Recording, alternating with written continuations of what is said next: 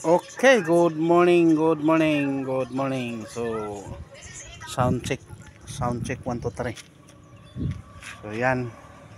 So, kasalukuyan ako nandito nakapark gawa nung bawal doon sa malapit kay sa East West Bank. So, namalingki yung aking may bahay kasama si Tatay Lando. Ayan, oh. So dito na lang kami magkuhan kaya talagang hindi kami pwedeng pumarada doon. So isa sa mga lumang bahay dito nasunog. Yan, pero matagal lang yan, di ko alam kung bakit nasunog. Baka sa siguro sa linya ng kuryente. Yan. Yan oh. Yan mga kabiyaheros-biyaheras. Yan yung mga biyaheng pabundok ng mga motor.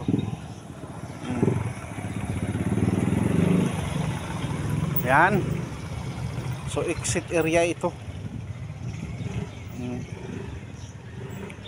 Yan oh.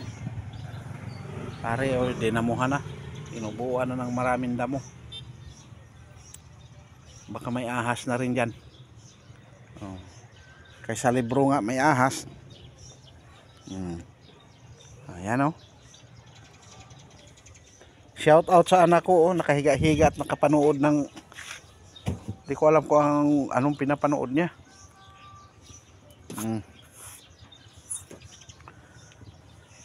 Yan.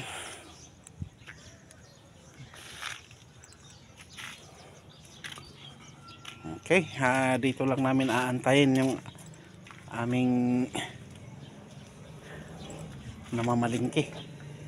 Bumili ng suso. Tapos may binili na kaming ulam na yan oh. Binalot yung kay kuan. Isda yan mga kabiyaheros, isda.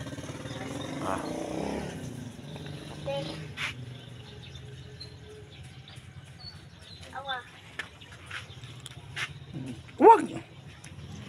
Mahampok yan anak. Ayan. So kasalukuyan tayong mag-aantay sa kanila.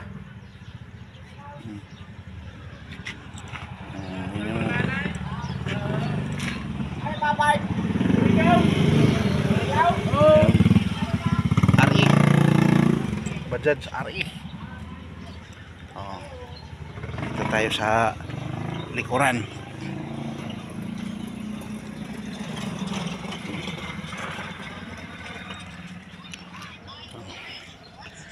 Yan yung likuran ng ating new TVS King Deluxe 200cc FI or fuel injected.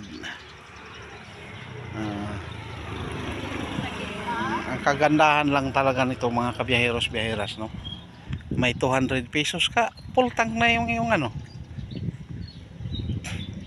full tank ng tangke mo. Sa halagang 200 pesos ay maghapon mo ng yan. Maghapon ka nang maglagaw-lagwan yan. Okay. Maraming salamat sa nanonood sa pag-live ko kanina. Nag-live ako kaninang madaling araw. Ayan na sila. Nakabili na ng may itlog, may panamya, kung ano-anong buwan.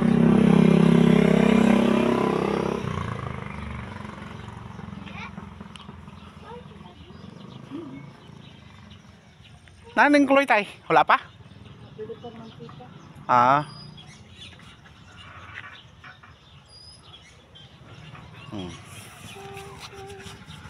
Another Bajaj RE oh.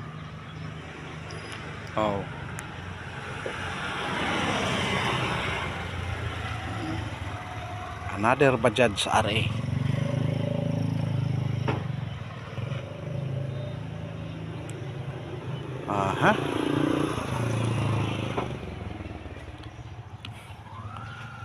Si misis ko na lang ang inaantay.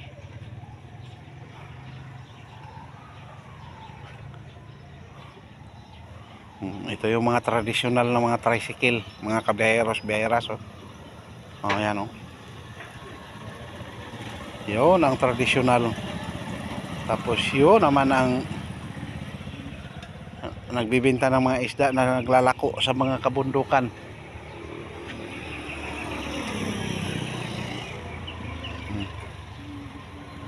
Yan yung ganon ang pormahan talaga ng ano dito, tricycle.